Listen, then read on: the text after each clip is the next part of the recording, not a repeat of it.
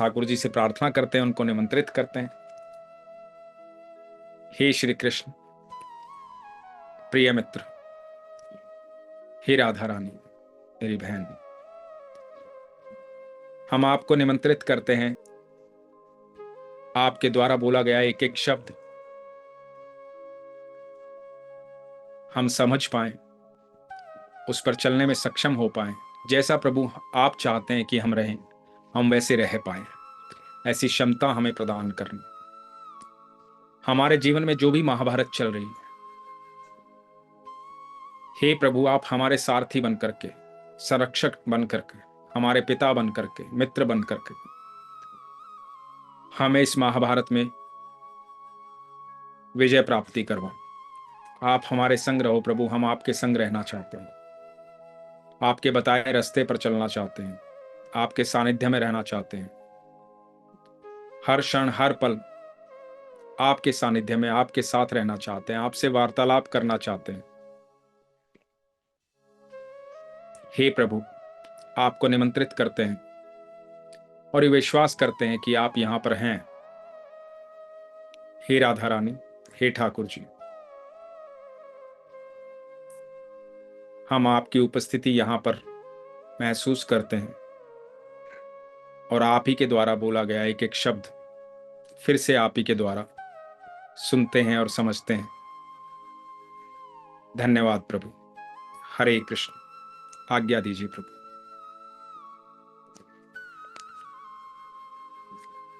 अब हमारा 16वां अध्याय। ठाकुर जी बोलते हैं, श्री भगवान बोले, भय का सर्वथा अभाव, अंतःकरण की पूर्ण निर्मलता, तत्व ज्ञान के लिए ध्यान योग में निरंतर दृढ़ स्थिति और सात्विक दान, इंद्रियों का दमन, भगवान देवता और गुरुजनों की पूजा तथा अग्निहोत्र आदि उत्तम कर्मों का आचरण एवं वेद शास्त्रों का पठन पाठन तथा भगवान के नाम और गुणों का कीर्तन, सब धर्म पालन के लिए कष्ट सहन और शरीर तथा इंद्रियों के सहित अंतःकरण की सरलता, मन वाणी और शरीर से किसी प्रकार भी किसी को कष्ट ना देना, यथार्थ और प्रिय भाषण, अपना अपकार करने वाले पर भी क्रोध का ना होना, जो आपका अपमान भी कर दे उस पर भी क्रोधित ना होना, कर्मों में कर्तापन के अभिमान का त्याग, जो कर्म आप करते हो उसमें कभी ये घमंड ना लेके आना कि इसको करने वाला मैं हूं, अंतःकरण की उपरति अर्थात चित्त की चंचलता का अभाव, मन जिसका चंचल नहीं है, किसी की भी निंदा आदि न करना, सब भूत प्राणियों में हेतु रहित दया, इंद्रियों का विषयों के साथ संयोग होने पर भी उनमें आसक्ति का ना होना, कोमलता, लोक और शास्त्र से विरुद्ध आचरण में लज्जा और व्यर्थ चेष्टाओं का अभाव, तेज, क्षमा, धैर्य, बाहर की शुद्धि एवं किसी में भी शत्रु भाव का ना होना और अपने में पूज्यता के अभिमान का अभाव, ये सब तो हे अर्जुन दैवी संपदा को लेकर उत्पन्न हुए पुरुष के लक्षण है। जो व्यक्ति ऐसा होता है, जो कभी किसी पर क्रोध नहीं करता, चाहे कोई अपमान करे सम्मान करे, किसी प्रकार का लोभ नहीं करता, मन जिसका चंचल नहीं रहता, जो किसी की बुराई नहीं करता, सारी इंद्रियां उसकी काम करती हैं, फिर भी उनसे कोई ऐसा काम नहीं करता जिससे आसक्ति रहे, निष्काम करता है, जो शास्त्रों के विरुद्ध नहीं जाता, जिसके अंदर व्यर्थ चेष्टा नहीं होती, जो कष्ट सहन करने की क्षमता रखता है, सब धर्मों का पालन करता है, वेद शास्त्रों का पठन करता है, इंद्रियों का दमन करता है, गुरुजनों की, भगवान की, देवताओं की पूजा करता है, उनका सम्मान करता है, अंतःकरण जिसका बड़ा सरल होता है, सहज होता है, मन वाणी और शरीर से किसी भी प्रकार के किसी को भी कष्ट नहीं देता, ना मन से ना वाणी से, मतलब सोचना भी किसी के बारे में गलत सोचना भी पाप है, करना तो बहुत दूर की बात, करना तो बड़ा पाप है, लेकिन सोचना भी, सिर्फ मन में भाव लेकर आना कि मतलब उसका ऐसा हो जाए। तो भगवान कहते हैं मन वाणी और शरीर से किसी प्रकार भी किसी को कष्ट नहीं देता, जिसके अंदर कोई शत्रु भाव नहीं होता, क्षमा करने के लिए तत्पर रहता है हमेशा, धैर्य जिसके अंदर होता है कि कोई बात नहीं, मुझे पता है मेरे परमेश्वर कर देंगे, मेरे भगवान कर देंगे। धैर्य है उसके अंदर, कोई जल्दी नहीं है। जल्दी भगवान से रूठता नहीं, जल्दी नहीं कहता अरे यार कुछ नहीं कर पाए आप, कुछ नहीं, क्या होता है पूजा पाठ करने से। धैर्य नहीं खोता। अंदर और बाहर शुद्धिकरण जिसके होता है, ऐसे व्यक्ति को जिसके अंदर पूज्यता के अभिमान का अभाव, मतलब लोग उसका सम्मान करें तो उसके अंदर ये अभाव होना चाहिए कि लोग उसे पूज रहे हैं। उस बात को सर पर नहीं चढ़ करके बिठा लेना चाहिए कि लोग मेरे को इज्जत दे रहे हैं, सम्मान दे रहे हैं, लोग मुझे पूज रहे हैं। तो उस भाव का अभाव होना चाहिए। उसके अंदर ये घमंड नहीं आना चाहिए कि लोग मेरा सम्मान कर रहे हैं। ये सब तो हे अर्जुन दैवी संपदा को लेकर उत्पन्न हुए पुरुष के लक्षण हैं। ऐसा व्यक्ति जो होता है वो दैवी संपदा के साथ, देवताओं की संपदा, देवता जैसे गुण रखने वाला उस संपदा के साथ पैदा ही होता है। हे पार्थ, दंभ, घमंड और अभिमान तथा क्रोध, कठोरता और अज्ञान भी ये सब असुरी संपदा को लेकर उत्पन्न हुए पुरुष के लक्षण हैं। जिसके अंदर घमंड होता है, दंभ होता है, अपने आप को बड़ा समझता है, अभिमानी समझता है, क्रोधी है, कठोर है, अज्ञानी है, ये ऐसे व्यक्ति जो होते हैं असुरी संपदा को लेकर के जन्म लेते हैं। दैवी संपदा मुक्ति के लिए और असुरी संपदा बांधने के लिए मानी गई है। जिसके पास दैवी संपदा है, जिसके पास वो गुण है जो पहले बताए, उसकी मुक्ति निश्चित है। वो कभी दुखी नहीं होगा, क्योंकि किसी के प्रति द्वेष नहीं है, कोई शिकायत नहीं है, धैर्य है उसके अंदर। कोई ऐसा कर्म नहीं करेगा जो सकाम कर्म हो, जो फल की चिंता में किया गया काम हो, सब भगवान के भरोसे छोड़ेगा तो वो मुक्ति है, उसके लिए हर पल मुक्ति है। वो कहीं बंधा हुआ नहीं है, किसी प्रकार का सुख और दुख उसको हानि नहीं पहुंचा सकता। लेकिन जो असुरी संपदा में, जो घमंड में, अभिमान में, क्रोध में, कठोरता में इस तरह से पले बड़े हैं, जिनके भीतर ये है, वो बंधन में है हमेशा। उसके लिए हमेशा हर पल दुख होगा, चिंता होगी, क्योंकि वो कर्म ही ऐसे कर रहा है जिसमें चिंता करनी पड़ेगी, काम ही ऐसे हैं उसके। तो वो बंधन में। इसलिए हे अर्जुन तू शोक मत कर, क्योंकि तू दैवी संपदा को लेकर उत्पन्न हुआ। भगवान अर्जुन को कहते हैं कि तू चिंता मत कर, क्योंकि दैवी संपदा के साथ ही पैदा हुआ है तू। तेरे अंदर वो सारे गुण हैं जो मुझे प्रिय हैं, जिनसे मैं प्रेम करता हूं। तो बहुत सरल है, सहज है, अभिमानी नहीं है, संभावी है, सबके लिए दया है। क्योंकि आते ही उसने कह दिया ना, इनको कैसे मारूं, दुश्मन के लिए भी तेरे हृदय में दया है। तू वैसा पुरुष है जो मुझे पसंद है, जिसको मैं प्यार करता हूं, इसलिए तू चिंता मत कर। हे अर्जुन, इस लोक में भूतों की सृष्टि यानी मनुष्य समुदाय दो ही प्रकार का है। एक तो दैवी प्रकृति वाला और दूसरा असुरी प्रकृति वाला। दो ही प्रकार के मनुष्य हैं, एक दैवी प्रकृति वाले, एक असुरी प्रकृति वाले। उनमें से दैवी प्रकृति वाला तो विस्तार पूर्वक कहा गया है। अब तू असुरी प्रकृति वाले मनुष्य समुदाय को भी विस्तार पूर्वक मुझसे सुन। अभी तक जो भगवान चर्चा कर रहे थे पिछले 14 अध्याय में, 15 अध्याय में, वो दैवी प्रकृति की बात कर रहे थे कि कैसे दैवी प्रकृति को प्राप्त करें। तो भगवान कहते हैं अब जो असुरी प्रकृति वाले मनुष्य समुदाय, उसके बारे में बताता हूं। आसुर स्वभाव वाले मनुष्य प्रवृत्ति और निर्वृत्ति इन दोनों को ही नहीं जानते, इसलिए उनमें ना तो बाहर भीतर की शुद्धि है, ना श्रेष्ठ आचरण है, और ना ही सत्य भाषण ही है। कोई अच्छा आचरण नहीं है, सच बोलते नहीं है। वे असुरी प्रकृति वाले मनुष्य कहा करते हैं कि जगत आश्रय रहित, सर्वथा असत्य और बिना ईश्वर के अपने आप केवल स्त्री पुरुष के संयोग से उत्पन्न है, अतएव केवल काम ही इसका कारण है, इसके सिवा और क्या है।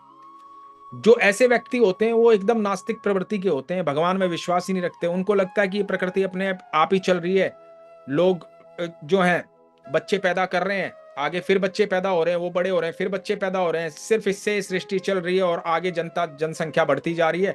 इसको संभालने वाला, इसको बनाने वाला, इसको चलाने वाला कोई है नहीं। इस मिथ्या ज्ञान को अवलंबन करके जिनका स्वभाव नष्ट हो गया है तथा जिनकी बुद्धि मंद है, वे सब उपकार करने वाले क्रूर कर्मी मनुष्य केवल जगत के नाश के लिए ही समर्थ होते हैं।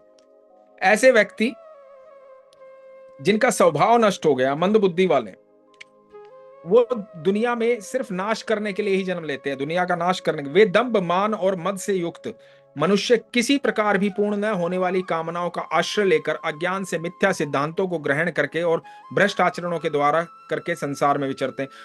उनकी कभी कामनाएं पूरी नहीं होती, उनकी इच्छाएं अनंत हैं, लगातार इच्छाएं हैं उनके पास। एक खत्म होगी दूसरी तैयार हो जाएगी, दूसरी खत्म होगी तीसरी तैयार हो जाएगी। और अज्ञानी है वो, घमंड बहुत है उनके अंदर, उनको लगता है कि मैं ही हूं, करने वाला मैं ही हूं। तथा वे मृत्यु उपरांत रहने वाली असंख्य चिंताओं का आश्रय लेने वाले, विषय भोगों को भोगने में तत्पर रहने वाले और इतना ही सुख है इस प्रकार मानने वाले होते हैं। और उनको लगता है कि जीवन में है ना, मौज करो, आनंद लो, अपनी इंद्रियों को सुख पहुंचाते हैं वो।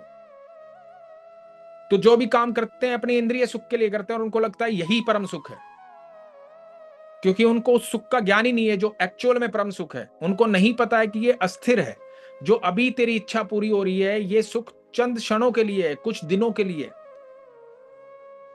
आपको थोड़े ही दिन में हर चीज बोर कर देती है, चाहे आप कितना भी बड़ा घर ले लो, गाड़ी ले लो, बंगला ले लो, कुछ भी ले लो, थोड़े दिन बाद वहां पर भी आपका मन उब जाएगा। आपको लगेगा कि नहीं, यहां भी जीवन अच्छा नहीं हो रहा, कहीं और चलते हैं। फिर आप घूमने के लिए कहीं हिमाचल जाओगे, कहीं और जाओगे। आप हमेशा मन को इधर उधर लगाते रहोगे अपने आप को बहलाने के लिए। और वास्तविकता ये है, क्योंकि आप इच्छाओं में गिरे हुए, इसलिए आपके पास सुख नहीं है। जब इच्छाएं खत्म हो जाएंगी, आपका लालच इस तरह का नहीं रहेगा, संभावी हो जाएंगे, सुख दुख से परे चले जाएंगे, तो आप हर जगह सुकून में रहेंगे। तो भगवान कहते हैं कि ऐसा व्यक्ति सोचता है कि मेरे को ये सुख प्राप्त हो रहा है जो मैं इंद्रियों को सुख दे रहा हूं, जो स्थायी नहीं है, तो वो इसको सुख मानता है। वे आशा की सैकड़ों फांसियों से बंधे हुए मनुष्य काम क्रोध के परायण होकर विषय भोगों के लिए अन्याय पूर्वक धन आदि पदार्थों का संग्रह करने की चेष्टा करते हैं। तो ऐसे व्यक्ति हर चीज में फंसे हुए हैं, काम क्रोध में फंसे हुए हैं, धन इकट्ठा करने में लगे रहेंगे, धन इकट्ठा करते हैं, ये कल काम आएगा, परसों काम आएगा, फिर एक दिन आता है वो ही निकल जाते हैं और वो धन यहीं पड़ा रह जाता है, किसी काम नहीं आता। और उनको लगता है कि मेरे को ये सुख देगा, वो सुख देगा, वो कल की चिंता कर रहे हैं, कल ये सुख होगा, वो सुख होगा। क्यों? क्यों सुख होगा?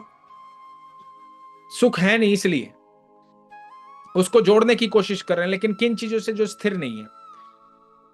वे सोचा करते हैं कि मैंने आज ये प्राप्त कर लिया है और अब इस मनोरथ को प्राप्त कर लूंगा, मेरे पास ये इतना धन है और फिर भी ये हो जाएगा। वो शत्रु मेरे द्वारा मारा गया और उन दूसरे शत्रुओं को भी मैं मार डालूंगा। मैं ईश्वर हूं, ऐश्वर्य को भोगने वाला हूं, मैं सब सिद्धियों से मुक्त युक्त हूं और बलवान तथा सुखी। ऐसा व्यक्ति ये सोचता है कि भाई मैं उसको मार दूंगा, ये धन यहां काम आ जाएगा, फिर इसके बाद और धन आ जाएगा और मेरी चीजें व्यवस्थाएं बढ़ जाएंगी, मेरे को और सुख प्राप्त होगा, मैं ही सबसे बलवान, मैं ही सुखी, मैं ही ईश्वरी हूं, मैं ही ऐश्वर्य प्राप्त कर रहा हूं, मैं ही सुखी हूं। मतलब वो जैसे जैसे उसकी इच्छाओं की पूर्ति हो रही है, वो अमीर हो रहा है अपने कर्मों के द्वारा, उसको यही लग रहा है बार बार कि मैं ही सबसे बड़ा हो गया हूं, इसलिए वो सबको गुलाम समझने लग जाता है। मैं बड़ा धनी और बड़े कुटुंब वाला हूं, मेरे समान दूसरा कौन है, मैं यज्ञ करूंगा, दान दूंगा और अमोद प्रमोद करूंगा। इस प्रकार अज्ञान से मोहित रहने वाले तथा अनेक प्रकार से भ्रमित चित्त वाले मोहरूप जाल से समावृत और विषय भोगों में अत्यंत आसक्त आसुर लोग महान अपवित्र नरक में गिरते हैं। भगवान कहते हैं कि ऐसे लोग फिर क्या करते हैं, अपनी इच्छाओं के लिए, इच्छाओं की पूर्ति के लिए पूजा पाठ करते हैं, यज्ञ करवाते हैं, लेकिन किसके लिए? इच्छा की पूर्ति के लिए। पूजा पाठ किस लिए करवाते हैं? हवन यज्ञ किस लिए करवाते हैं? इच्छा की पूर्ति के लिए, लालसावश, कि मेरी ये इच्छा पूरी हो जाए, भगवान मैं इतने का प्रसाद चढ़ाऊंगा, भगवान मैं तेरे मंदिर आऊंगा। बोल देते हैं पहले ही कि मैं वैष्णो देवी आऊंगा, मेरी ये इच्छा पूरी कर दे माता रानी, मैं केदारनाथ आऊंगा, भोले बाबा मेरी इच्छा, पहले ही बोल देते हैं। तो लेकिन वो कर्म किस लिए कर रहे हैं? इच्छा पूर्ति के लिए। तो भगवान कहते हैं ऐसे व्यक्ति असुर होते हैं, ऐसे व्यक्ति मुझे प्राप्त नहीं कर पाते कभी भी। तो भगवान कहते हैं कि ऐसे व्यक्ति कितना भी कुछ भी कर लें, नरक में ही जाके गिरेंगे।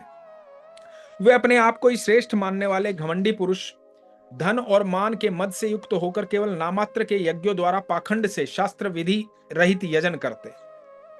अब शास्त्र विधि रहित क्या है? अब आप सोचोगे कि यज्ञ कर रहा है, पूजा पाठ कर रहा है, पंडित को बुला रहा है, तो वो तो शास्त्रों के अनुरूप ही करेगा पंडित। तो इसमें शास्त्र रहित क्या बात हुई? मतलब उसका पूजा पाठ भी क्यों नहीं लग रहा है ऐसे व्यक्ति का?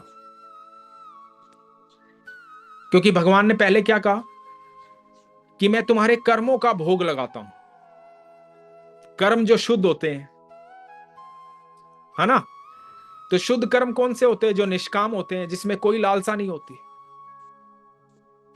जो कर्म योगी हो जाता है वो कर्म करता है, वैसे निष्काम भाव से कर्म करता है, जो भगवान को समर्पित करता है, उन कर्मों का मैं भोग लगाता हूं। लेकिन ये कैसे कर्म हो रहे हैं? पूजा पाठ हो रही है, यज्ञ हो रहा है, कैसे हो रहे हैं? लालसा से व्याप्त, लालसा में डूबे हुए, लालच में डूबे हुए कि मुझे ये हासिल करना, इसलिए ये यज्ञ करता हूं, इसलिए ये पूजा पाठ करता हूं, क्योंकि ये हासिल करना है। किसी ने बोल दिया 11 बार हनुमान चालीसा का पाठ पढ़ो, ये इच्छा पूरी हो जाएगी, तो चलो इसलिए करता हूं। मन में भाव प्रकट नहीं हुआ कि चलो मैं हनुमान जी से प्यार करता हूं, इसलिए हनुमान चालीसा, उनकी प्रशंसा करता हूं, हनुमान चालीसा का पाठ करता हूं। मन में वो भाव प्रकट कभी नहीं हुआ, लेकिन ये हुआ कि 11 बार पढ़ लूंगा तो ये काम हो जाएगा। तो हर व्यक्ति जो लालसा से युक्त होकर के भगवान को भजता है, तो भगवान का भजन वो लालसा युक्त ही माना जाता है। उस कर्म का भोग भगवान नहीं लगाते हैं, भगवान शुद्ध कर्म का भोग लगाते हैं। तो भगवान कहते हैं कि यज्ञों द्वारा पाखंड से शास्त्र विधि रहित यजन करते हैं। वे अहंकार, बल, घमंड, कामना और क्रोध आदि के प्राण और दूसरों की निंदा करने वाले पुरुष अपने और दूसरों के शरीर में स्थित मुझ अंतर्यामी से द्वेष करने वाले होते हैं।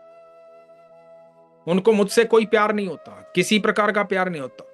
अपने आप पर इतना घमंड होता है कि मैं ये कर दूंगा, अपने आप को इतना अहंकारी मानते हैं, इतना बल अपने अंदर होता है कि मैं ये कर सकता हूं, मैं ये करने वाला हूं, दूसरों की निंदा करेंगे, कुछ करेंगे, मेरा चल रहा है। उनको पता नहीं कि कुछ अच्छे कर्म किए थे उन्होंने जीवन में, जिसका फल ये भोग रहे हैं अभी, लेकिन जैसे ही वो कर्मों का कोटा खत्म होगा वैसे ही उनके प्रारब्ध शुरू हो जाएंगे। उनको ये समझ में नहीं आता है।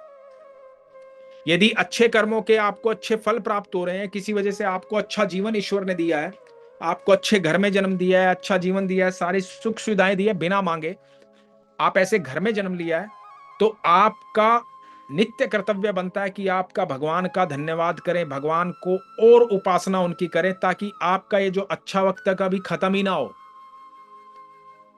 ताकि आप भगवान के सानिध्य में रहें। लेकिन आप घमंड करेंगे तो अच्छे कर्म जिनकी वजह से आपको ये सब अच्छा अच्छा मिल रहा है, वो कर्म तो एक दिन खत्म होंगे, तो आपके प्रारब्ध शुरू होंगे।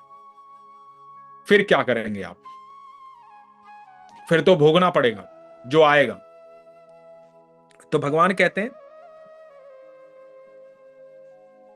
उन द्वेष करने वाले पापाचारी और क्रूर कर्मी नराधामों को मैं संसार में बार बार असुरी योनियों में डालता हूं। ऐसे व्यक्तियों को मैं बार बार धरती पर भेजता हूं, वो बार बार आएंगे असुरी योनि में। असुरी योनि में ये सारे आ जाते हैं, जितने जानवर वानवर सब सब आ जाते हैं, ठीक है, जो मांस खाते हैं ना, एक दूसरे का नोच नोच कर मांस खाते हैं, पशु पक्षी, वो सब आ जाते हैं। तो बार बार उसमें डालते हैं जब तक उनके कर्मों का कोटा नहीं होता। हे अर्जुन, वे मूढ़ मुझको न प्राप्त होकर ही जन्म जन्म में असुरी योनि को प्राप्त होते हैं, फिर उससे भी अति नीच गति को ही प्राप्त होते हैं, अर्थात घोर नरकों में पड़ते हैं। ऐसा जीवन उनको मिलता है कि पूरे जीवन में है ना, वो जब कई बार हम सोचते हैं ना कि यार भगवान ने उनको ऐसा क्यों बनाया, वैसा क्यों बनाया, भगवान ने ऐसा उसको क्यों किया, उसके साथ ऐसा क्यों किया, वैसा क्यों किया। भगवान किसी के साथ गलत नहीं करते, उसके कर्मों के प्रारब्ध है कि उसके साथ जो घटित हो रहा है। यदि आज वो अच्छे कर्म कर रहा है और बुरी स्थिति में, तो पिछले तो उसको भोगने पड़ेंगे, लेकिन आज यदि वो अच्छे कर्म कर रहा है तो भगवान उसके अच्छे कर्मों की वजह से उसके प्रारब्ध में उसकी मदद कर सकते हैं आकर के। तो लेकिन जब अच्छे कर्मों का फल मिलेगा तब मिलेगा। तो भगवान कहते हैं काम, क्रोध तथा लोभ। भगवान कहते हैं काम, क्रोध तथा लोभ, ये तीन प्रकार के नरक के द्वार आत्मा का नाश करने वाले होते हैं, अर्थात उसको अधोगति में ले जाने वाले। अतः इन तीनों का त्याग कर देना चाहिए। तीन चीजों का त्याग कर देना चाहिए, काम, क्रोध और लोभ। ये तीनों चीजों पर जो विजय प्राप्त कर लेता है वो नरक से पार चला जाता है, वो भगवान के सानिध्य में आ जाता है। यही तीन चीजें नरक हैं। तो इन और दुनिया में जो कुछ भी घटित हो रहा है ना, इन तीन चीजों की वजह से हो रहा है। मतलब जितने बुरे काम, जितनी आप खबरें सुनते हो रोज टेलीविजन में, जो कुछ भी हो रहा है आप देखोगे इन तीन चीजों में ही लिप्त हैं। सारी खबरें इन तीन चीजों में लिप्त हैं, काम, क्रोध और लोभ। आदमी गलत राह पर जाता है सिर्फ इन तीन चीजों की वजह से। तो भगवान कहते हैं ये तीनों नरक के द्वार है, इनका त्याग कर दे। हे अर्जुन, इन तीनों नरक के द्वारों से मुक्त पुरुष अपने कल्याण का आचरण करता है। जो इन तीनों से मुक्त होता है वो अपना कल्याण करता है, इससे वो परम गति को जाता है, अर्थात मुझको प्राप्त हो जाता है। जो पुरुष शास्त्र विधि को त्याग कर अपनी इच्छा से मनमाना आचरण करता है, वो उन सिद्धि को प्राप्त होता है, न परम गति को न सुख को ही प्राप्त होता है। जो अपनी इच्छा से सारे तरीके से अपने जिसका कोई प्रेम नहीं है, कोई नियम नहीं है, जो ना शास्त्र को जानता ना उसको जानता, अपनी इच्छा से अपने तरीके से अपने नियम बनाए हुए है, अपना जीवन अपने तरीके से जी रहा है, जिसके लिए कोई जिंदगी में कोई समझता ही नहीं किसी चीज को।